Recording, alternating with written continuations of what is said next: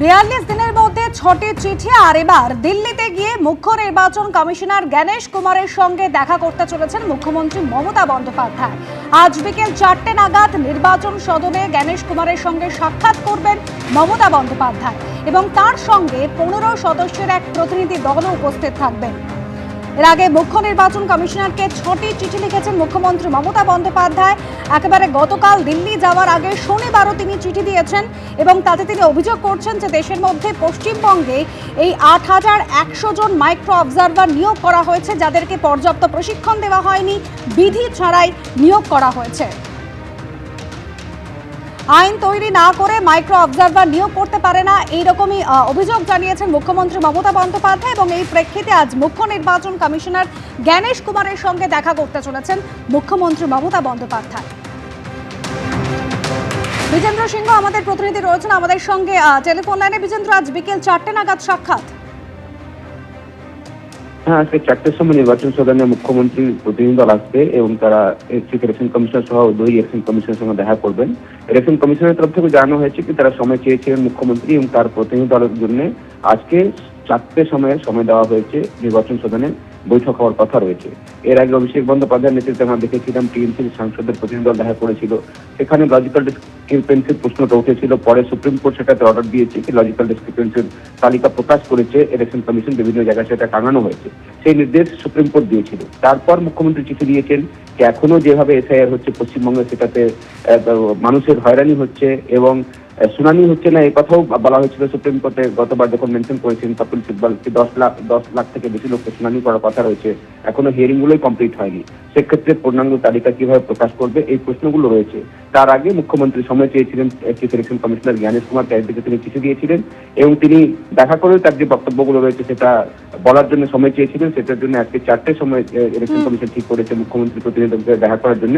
সেক্ষেত্রে নির্বাচন সদনে আজকে 4টের সময় মুখ্যমন্ত্রী যাবেন, তার সঙ্গে আরো প্রতিনিধি থাকবেন, যার মধ্যে কয়েকজন সাংসদও থাকতে পারেন এবং কয়েকজন আক্রান্ত পরিবারের সদস্যদেরকে নিয়ে এসছে তৃণমূল। এখন দেখতে হবে তাদেরকেও কি আজকে নিয়ে যাওয়া হচ্ছে নির্বাচন সদনে। বিজেন্দ্র, সঙ্গে থাকো।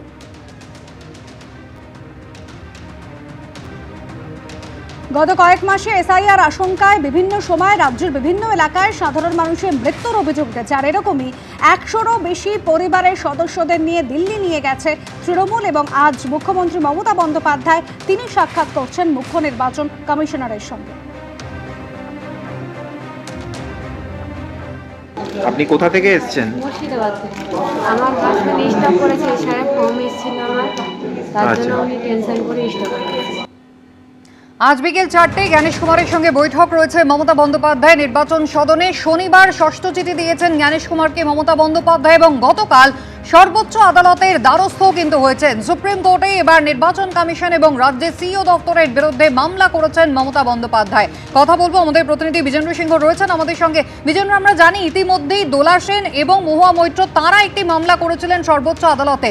মমতা বন্দ্যোপাধ্যায় যে মামলা করেছেন সেখানে মূলত তার অভিযোগ কি এবং শুনানি বা কবে হতে পারে? সেক্ষেত্রে মমতা বন্দ্যোপাধ্যায় তিনি নিজেই কি সওয়াল জবাবে অংশ নিতে পারেন?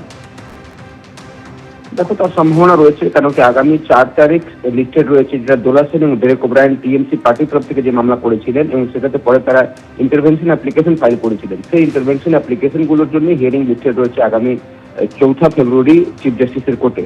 তার আগে মুখ্যমন্ত্রী তার পিটিশন ফাইল করেছেন সুপ্রিম কোর্টে এবং মনে করা হচ্ছিল 4 তারিখ যেহেতু বেঙ্গলের এসআইআর গুলো নিয়ে শুনানি করবে সুপ্রিম কোর্ট, সেক্ষেত্রে পশ্চিমবঙ্গেই থেকে মমতা বন্দ্যোপাধ্যায় আপত্তির কথাগুলো জানিয়েছেন এবং তার পিটিশন ফাইল করেছেন। সেক্ষেত্রে তারও পিটিশন আগামী বুধবার যখন বাকি মামলাগুলোর হিয়ারিং হবে সেটার সঙ্গে এটাও লিস্টেড হতে পারে।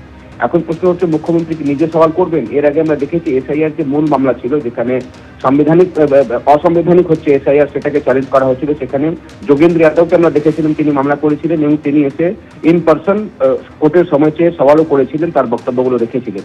সেক্ষেত্রে মুখ্যমন্ত্রী মমতা বন্দ্যোপাধ্যায় যখন মামলা করেছেন তিনি দিল্লিতেই রয়েছেন এবং আগামী বুধবার তার হিয়ারিং হবে, তিনি কোর্টে উপস্থিত থাকতে পারেন এবং ইন পার্সন অ্যাপিয়ারেন্স তিনি দিতে পারেন, তার বক্তব্য তিনি কোর্টের কাছে রাখতে পারেন, এরকমও সম্ভাবনা রয়েছে। কেন কি শেষের দিকে আমরা দেখলাম আগে থেকে টিএমসি তরফ থেকে মামলা করা হয়েছিল, কপিল সিব্বল, অভিষেক মনু সিংভিরা অ্যাপিয়ার হচ্ছিলেন।